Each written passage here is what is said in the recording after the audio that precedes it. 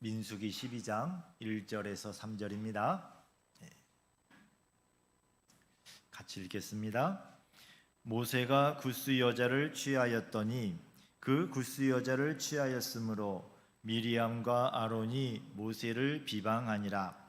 그들이 이르되 여호와께서 모세와만 말씀하셨느냐 우리와도 말씀하지 아니하셨느냐 하며 여호와께서 이 말을 들으셨더라. 이 사람 모세는 온유함이 지면의 모든 사람보다 더하더라. 아멘. 오늘도 일부 예배에 나오신 성도님들 예수님의 이름으로 사랑하고 축복합니다. 자, 옆에 분들과 함께 인사하시죠. 예수님 이름으로 축복합니다. 사랑합니다.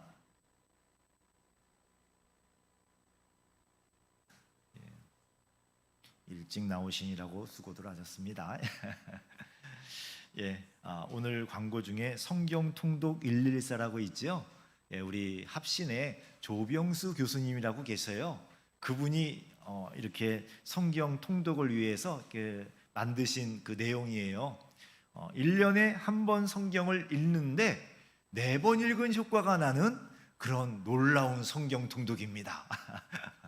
구체적인 내용은 위에 1층에 체온 재는데 옆에 보면은 유인물이 있거든요. 집에 가셔서 한번 찬찬히 읽어보시고요. 그리고 매 주일마다 매주 주보에 그 수요 예배 밑에 새벽기도 밑에 또 실어놓은 게 있습니다. 이제 그 위에 유인물에는 1년치가 다 들어 있고요. 다 보시면서 또 함께 열심히 성경을 읽으시기 바라고요. 그리고 그 범위에 맞춰서 성경 문제가 이제 매주 나가게 됩니다. 그 성경 문제는요 시험 보는 게 아니고요. 여러분들이 성경을 읽으시면서 그리고 읽으신 다음에 그 문제들을 풀면서 다시 한번 성경의 중요한 내용들 확인해 보시라고 더 깊은 은혜를 받으시라고 내는 겁니다. 매주마다 이걸 다 모아서 체크를 해놓을 텐데요. 성실하게 잘하신 분들은 연말에 가서 또 특별하게 상을 드리도록 하겠습니다. 선물이 있어야지요. 공짜가 없습니다. 하늘에서는 하나님이 주시고 여기서는 또 좋은 선물을 드리도록 하겠습니다. 자, 우리가 익숙한 말 중에 개그맨이라는 단어가 있습니다. 자, 개그맨. 영어지만 영어가 아닌 한국어 같은 영어입니다. 그래서 개그맨이라고 하면은 미국 사람들이 못 알아들어요. 코미디언이라고 해야 알아듣습니다. 옛날에 1940년대 쓰다가 안 쓰는 말이에요. 자, 의미는 같지만 외국 사람들에게는 코미디언이라고 해야 말이 통합니다. 자, 그렇지만 우리가 쓰는 개그맨과 미국 사람들이 쓰는 코미디언이 의미가 완전히 같지는 않지요. 우리나라의 개그맨은 기존의 코미디언과 차별화를 두기 위해서 나온 말이기 때문에 그 안에 기발하게 말문이 막히게 예상하지 못한 웃음을 준다는 의미가 담겨져 있습니다. 같은 말이지만 다르게 쓰이지요. 문화가 다르고 시대가 달라서. 그런 것처럼 오늘 본문에 나오는 온유라는 말도 마찬가지입니다. 마태복음 5장 5절에 보면 온유한 자는 복이 있나니 그들이 땅을 기업으로 받을 것이미요 라고 말씀을 하셨습니다. 예수님은 시브리어, 정확하게는 시브리어와 아람어로 말씀을 하셨습니다.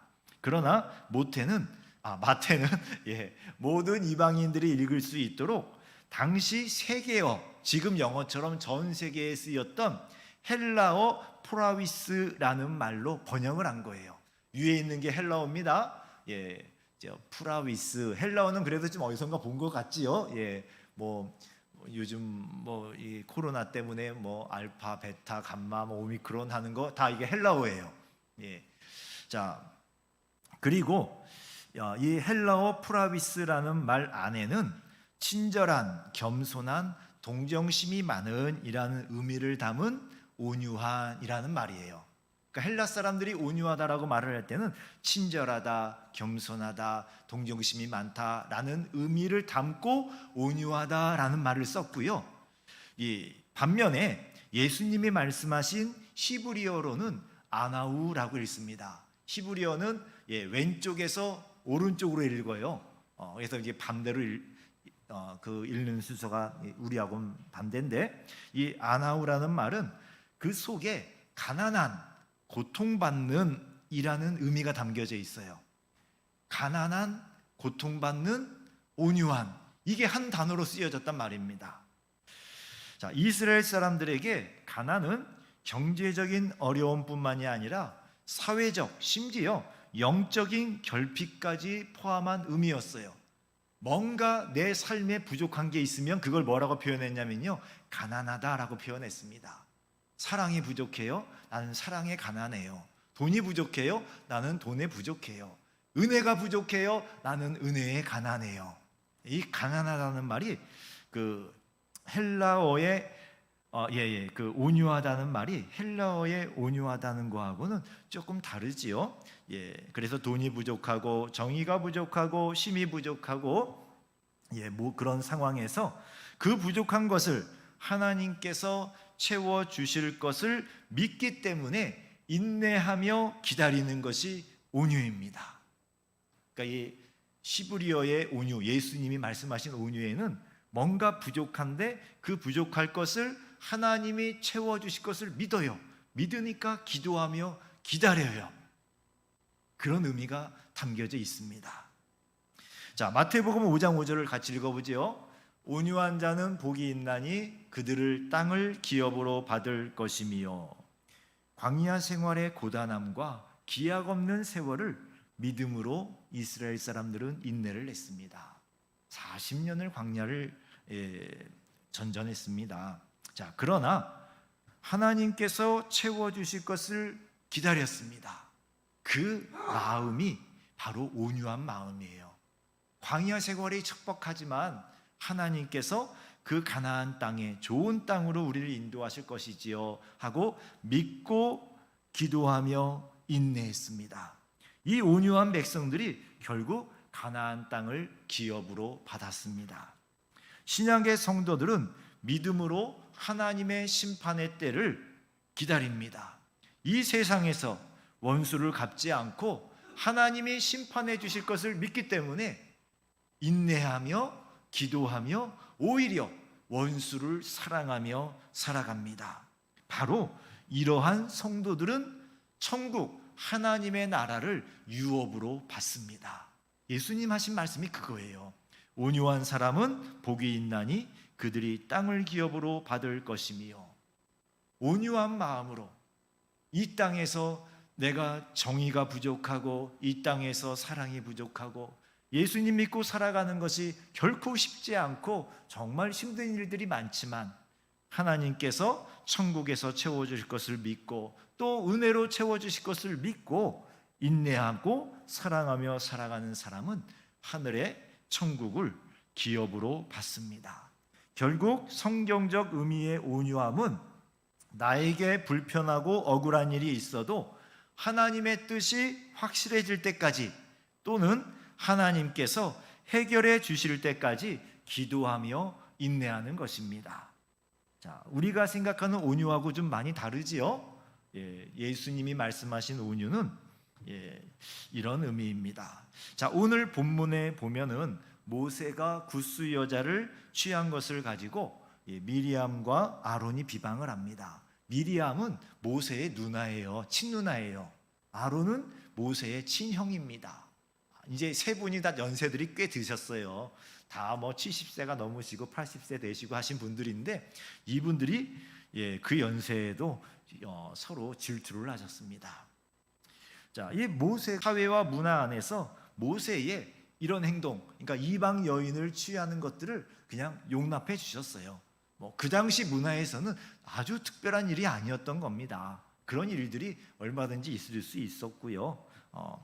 자, 하나님은 모세의 이방 여인을 취한 문제보다 미리암과 아론의 불신앙에 더 크게 진노하셨어요.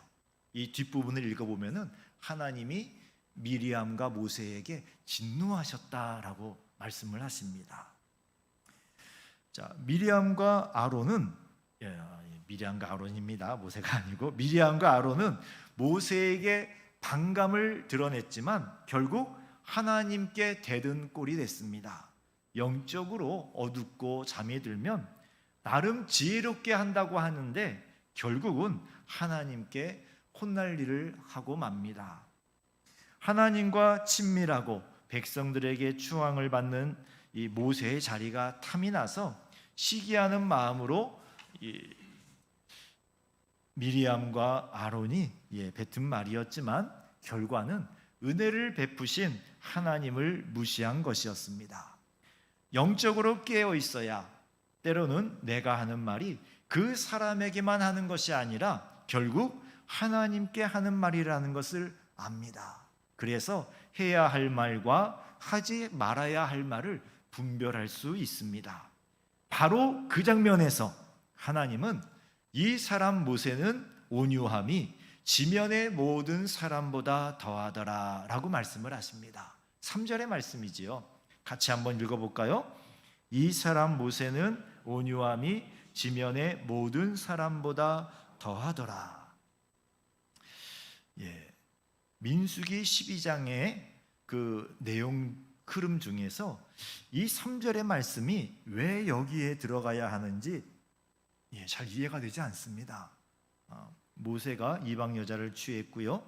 그래서 그 형제들이 미리암과 아론이 모세를 비방하는데 그리고 비방할 때 그것만 비방한 게 아니라 2절에 보니까 미리암과 아론이 그 하나님이 왜 모세 너한테만 친밀하게 하시냐 우리에게도 그러지 않냐라고 하나님이 하시는 일에 시비를 걸어요. 자, 그런데 난데없이 3절에 이 사람 모세는 온유함이 지면의 모든 사람보다 더하더라. 이 상황과 모세의 온유한 것이 무슨 상관이 있을까요? 모세의 형과 누나는 치졸하게 싸움을 걸었지만 모세는 그 상황을 하나님께 맡기고 하나님께서 해결해 주시기를 기도하며 기다렸던 것입니다. 모세가 그 자리에서 자기 형제들과 싸우지 않았어요. 내가 당신들하고 똑같은 줄 알아? 나는 하나님이 특별하게 부르신 사람이야. 싸우거나 그들을 낮추거나 그러지도 않았습니다. 그냥 하나님을 바라보고 하나님께서 해결해 주시기를 기다렸습니다. 그래서 성경에 이 사람 모세는 온유함이 지면의 모든 사람보다 더하더라 라고 말씀하신 겁니다. 모세의 온유함의 한 면이 나타난 거예요. 한 부분이. 모세는 본래 성격이 대단했던 분이셨습니다. 얼마나 성격이 급했던지 열받으니까 주먹으로 애굽 사람을 때려 죽이고 말았어요. 어디 사람을 주먹으로 때려 죽이는 게 쉬운 일입니까? 아무나 못하는 일인데 이 모세가 정말 사람이 엄청 급하신 분이었던 것 같습니다. 힘도 좋으시고요. 자, 그런데 이 모세가 이런 상황에서 하나님을 바라보고 분노하지 않고 화내지 않고 기다렸어요. 인내하고 하나님을 기다립니다. 백성들을 대할 때도 실은 마찬가지 모습이었어요. 자, 이런 모세에게 하나님은 이 세 사람을 다 성막으로 부르십니다. 그리고 그들이 들을 수 있는 말로 하나님께서 영적 언어가 아니라 이런 말 잡음이 아니라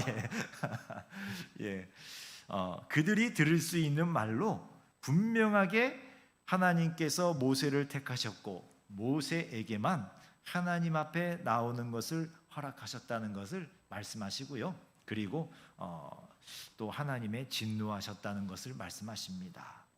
자, 그리고 나서 이것이 꿈이 아니고 그들이 한 말과 행동이 그러니까 미리암과 아론 차라리 내 이름을 생명책에서 지우시고 이 백성들은 용서해 주세요. 하나님께 그렇게 기도를 했습니다. 모세의 온유함은 이스라엘 백성들을 사랑하는 모습으로 나타났습니다. 심지어 자신의 영혼을 대가로 지불하더라도 하나님께서 만약에 정말 모세가 기도한 대로 모세의 이름을 생명책에서 지웠으면 어떻게 됩니까? 천국에 못 들어간다는 뜻이에요. 이스라엘 백성들은 천국에 들어갈 수 있게 인도해 주시고, 나는 천국에 못 들어가도 좋으니까 제발 이 백성들을 용서해 주시고 하나님 사랑해 주세요 라고 기도했던 겁니다. 바로 백성들을 사랑하는 이 모세의 마음이지요. 모세의 온유함은 사랑함으로 나타났습니다. 이런 모세의 온유함은 예수님의 십자가 사랑을 담고 있었습니다. 그래서 예수님께서 예루살렘에서 죽으실 일을 의논하는 자리에 밤에 한 산에 올라가셔가지고요, 그 산에서 기도하실 때 예수님의 모습이 변화되셔요. 밝고 빛나는 모습으로 변화되셨는데, 그때 모세가 엘리야와 함께 예수님을 만나서 그 일, 예수님의 돌아가실 일을 의논을 합니다. 자, 누가복음 9장 28절에서 31절 말씀인데요, 글씨가 조금 작은데 같이 읽어보시죠. 이 말씀을 하신 후 8일쯤 되어 예수께서 베드로와 요한과 야고보를 데리고 기도하시러 산에 올라가사 기도하실 때에 용모가 변화되고 그 옷이 휘어져 광채가 나더라. 문득 두 사람이 예수와 함께 말하니 이는 모세와 엘리야라. 영광 중에 나타나서 장차 예수께서 예루살렘에서 별세하실 것을 말할세. 자, 우리가 구약에 알고 있는 분들 많지요. 훌륭하신 분들 많잖아요. 다윗도 있잖아요. 아브라함도 있잖아요. 정말 훌륭한 분들이 많고 선지자들이 많은데 왜 하필 이 두 분, 엘리야와 모세였을까? 그리고 다른 성경에 보면은 엘리야가 먼저 와서 백성들의 마음을 다시 하나님께로 돌아오게 할 것이다 라고 예언을 하셨어요. 왜 하필 엘리야였을까? 다른 선지자 많잖아요. 정말 훌륭한 분들 많고, 다윗 왕이 왔다 그러면 막 더 놀랄 텐데, 왜 하필 두 분이었을까? 모세와 엘리야는 모두 이스라엘이 하나님 앞에서 많은 죄를 지으며 살아가던 시기에 활동했던 분들이십니다. 모세는 정말 백성들이 날이면 날마다 불평하고 시기하고 건수만 있으면 다시 애굽으로 돌아갈래요. 애굽에서 살았던 때가 좋았는데, 그때는 고기도 먹고 파도 먹고 채소도 먹었는데, 먹긴 먹었지만 두들겨 맞으면서 먹었는데요, 이 사람이 그래요. 그게 좋았다고 불평을 합니다. 불평할 거리를 만드는 거죠. 자, 엘리야 시대 때는요, 그 북왕국 이스라엘의 선지자였거든요. 그 아합 왕 시대인데, 아합 왕이 그 부인이 이세벨이었어요.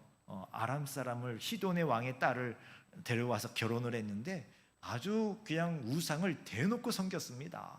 그래서 왕이 그러니까 백성들까지도 마음이 하나님을 예배는 드리긴 해요. 안식일날 나와서 예배를 드리는 척 하는데 생활은 바알신과 아세라신을 따라서 생활을 해요. 그래서 이 엘리야가 그 백성들을 위해서 많이 울었습니다. 많이 마음 아파하면서 백성들을 하나님께로 돌아오게 하려고 정말 애를 많이 쓰시죠. 자, 이 모세와 엘리야 모두 하나님께 이스라엘을 위해 자신의 목숨을 담보로 중보기도를 했던 분들이십니다. 백성들을 미워하지 않고 그들을 긍휼히 여기면서 다시 그들의 마음이 하나님께로 돌아오게 하려고 피눈물을 흘리셨던 분들이십니다. 이분들의 마음이 바로 십자가의 사랑의 마음이었습니다. 이 마음을 가진 두 분을 예수님께서 만나셨던 거고요, 모세가 바로 그 마음을 가졌습니다. 이 십자가의 사랑의 마음이 뭐라고요? 온유한 마음이에요.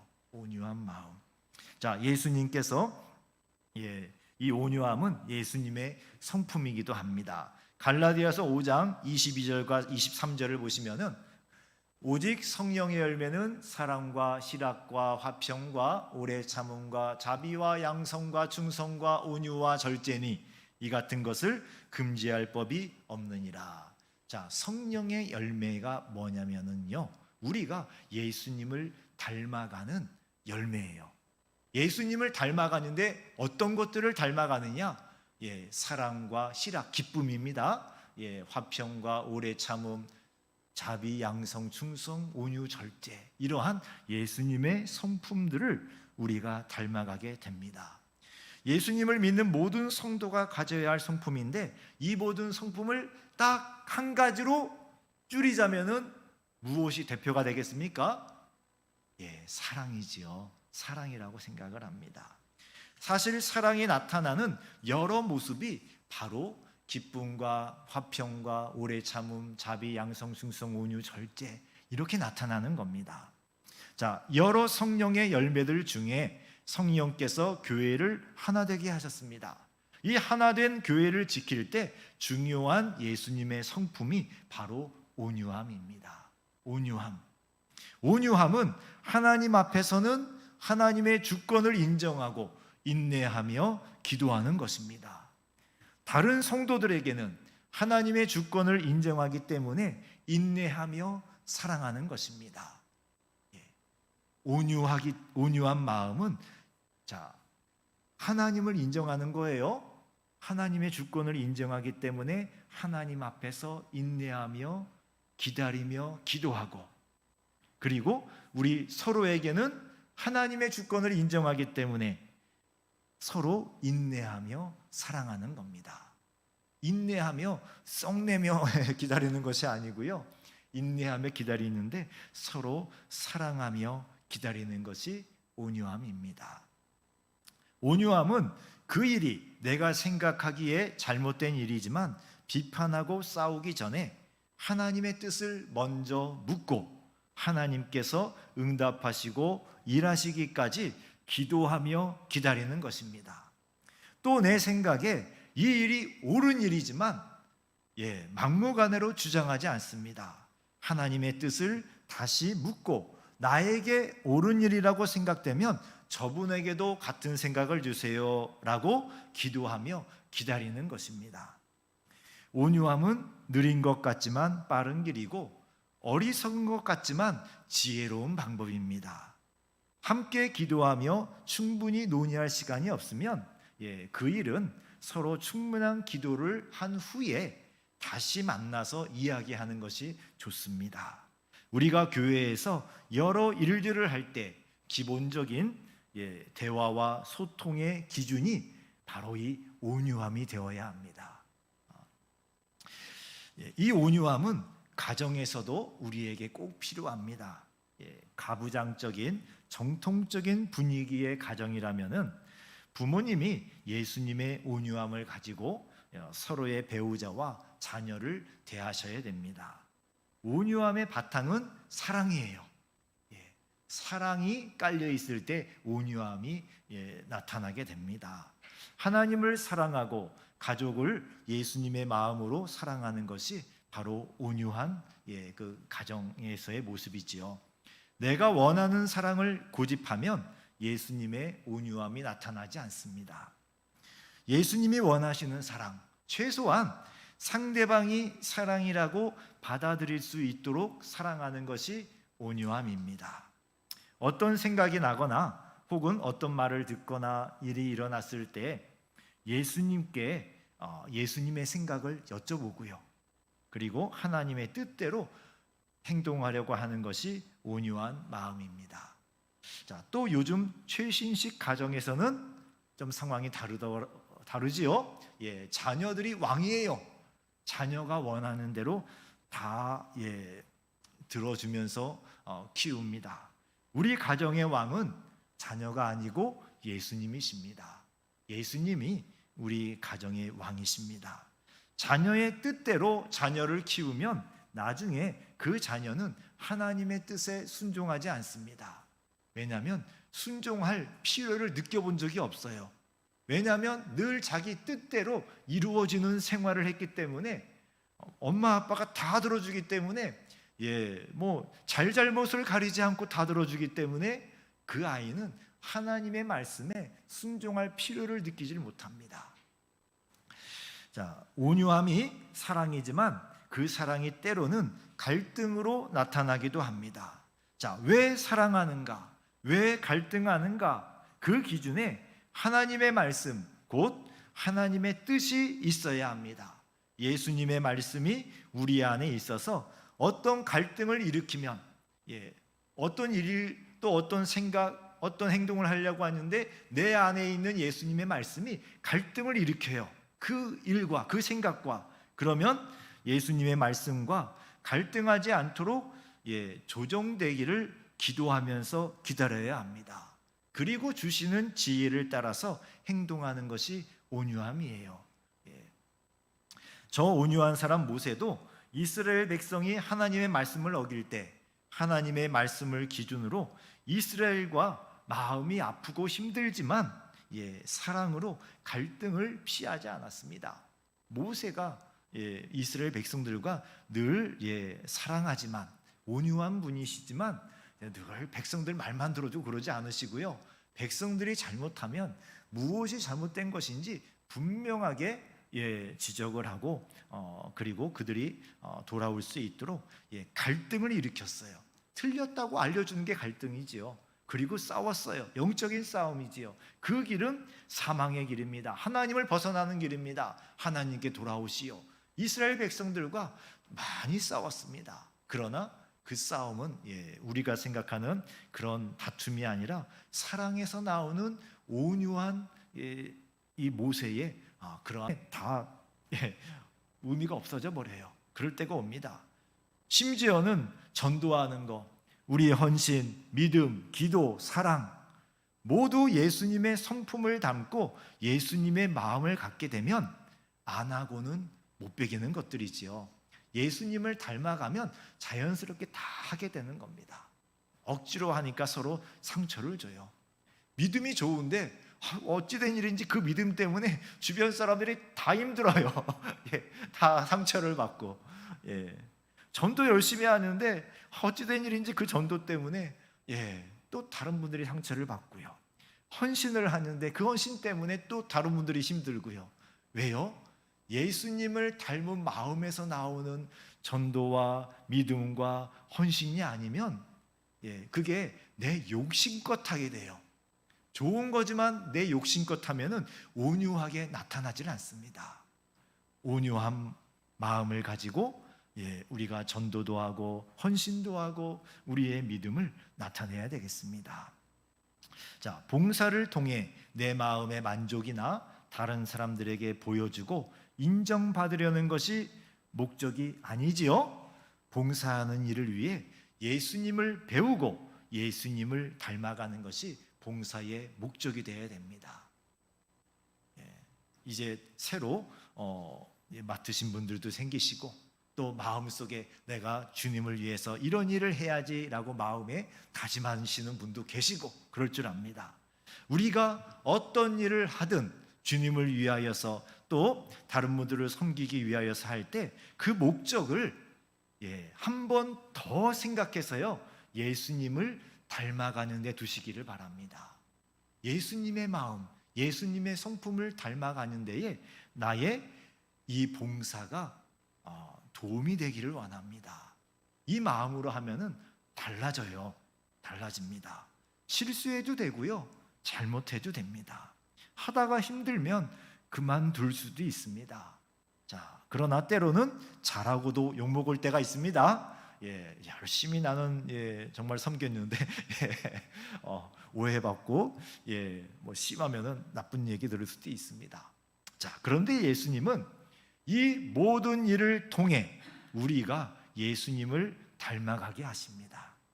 우리의 실수도 상처도 때로는 비겁함과 고집조차도 예수님을 닮아가는 과정으로 사용하십니다. 성도는 이 점을 서로에게 인정해 주어야 합니다. 나에게만 적용하지 마시고요. 옆에 분에게도 똑같이 적용을 해 주셔야 돼요. 저분이 예수님을 닮아가기 위해 몸부림치고 있구나. 나에게는 상처가 되고 힘든 일이지만 그분을 향하신 예수님의 사랑을 생각하면서 그분을 위해 기도하고 기다리는 것이 바로 온유함입니다. 우리의 교회에서의 서로의 봉사와 섬김을 통하여서도 예수님의 성품, 온유함이 나타나야 합니다. 자, 결국 그분도 예수님을 닮게 되고 나도 그 일을 통해 예수님의 온유함을 배우게 됩니다. 그리고 바깥으로는요, 보여지는 것은 서로 사랑하는 것으로 보여져요. 그게 온유함입니다. 자, 사도 요한의 젊었을 적 별명이 혹시 무엇인지 아십니까? 예, 우리 성경에 요한이 유명한 분이 신약에 두 분이 나오시지요. 한 분은 세례 요한, 그리고 또 한 분은 사도 요한이 나오시는데, 이 사도 요한을 예수님이 뭐라고 부르셨냐면요, 보아너게라고 부르셨어요. 우레의 아들이라는 뜻입니다. 별명으로 지어주신 거예요. 예수님이 그래, 너는 보아너게구나, 너는 우레의 아들이구나, 우리는 천둥이에요. 천둥 소리 같이 아이고 시끄럽고 성질 급하고 대단한 분이셨다는 뜻입니다. 그런 성깔 있는 분이셨다는 뜻이에요.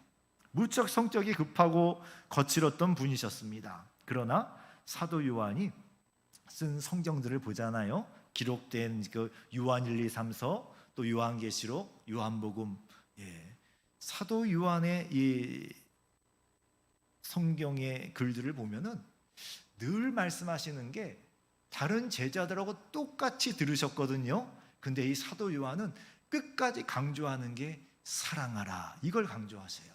심지어는 이분이 이제 마지막 이제 숨질 때쯤 돼가지고 제자들이 이제 찾아오잖아요. 오늘도 우리 선생님이 무사하신가, 안녕하십니까 하고 아침에 문화 인사 오잖아요. 그러면은 늘 날마다 똑같은 말만 하셨답니다. 서로 사랑하라. 예수님과 3년을 보내셨지요. 부활하신 예수님을 직접 보고 성령의 충만한 가운데 진리를 위해서 평생을 사시고 94세의 나이에 죽음을 앞두시고 하신 말씀이 서로 사랑하라 였습니다. 계속 이 말씀만 하시니까 제자들이 다른 말씀은 없으세요? 라고 물어보셨대요. 그때 사도 요한이 대답하길, 서로 사랑하라, 오직 서로 사랑하라 였습니다. 우리 오산성도교회 성도님들이 온유함으로 서로 사랑하기를 원합니다. 서로 사랑하면 온유함이 나타납니다. 그 온유함이 진짜 온유함, 예수님이 말씀하신 온유함이 되려면 사랑이 있어야 돼요. 십자가의 사랑이. 서로 사랑하는 데서 온유함이 나타납니다. 하나님의 주권을 인정하고 예수님 때문에 참고 기다리고 기도하며 사랑하는 예수님의 성품 온유함을 배우는 여러분들이 되시기를 주님의 이름으로 축원합니다. 기도하겠습니다. 하나님 아버지, 감사합니다. 죄 중에 잉태되어 죄 중에 태어나고 죄 중에 살다가 지옥 갈 우리 인생을 예수님의 성품으로 아름답게 하시고 하나님의 영광으로 인도하심을 감사합니다. 예수님만 바라보고 예수님만 따라가며 예수님의 성품인 온유함을 담게 하여 주옵소서. 예수 그리스도 이름으로 기도했습니다. 아멘.